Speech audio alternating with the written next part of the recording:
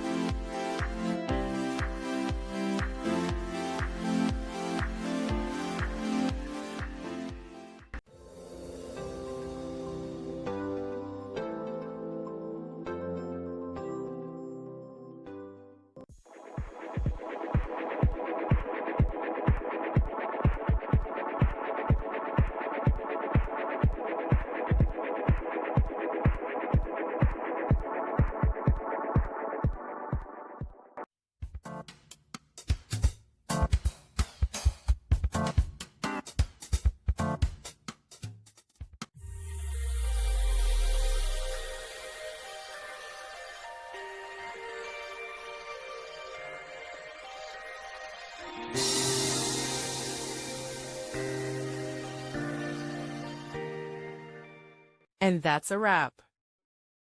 I hope you found the answer you were looking for. If you did, take a second to hit that subscribe button. It really helps out.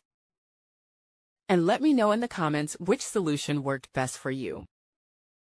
See you next time in the debug zone.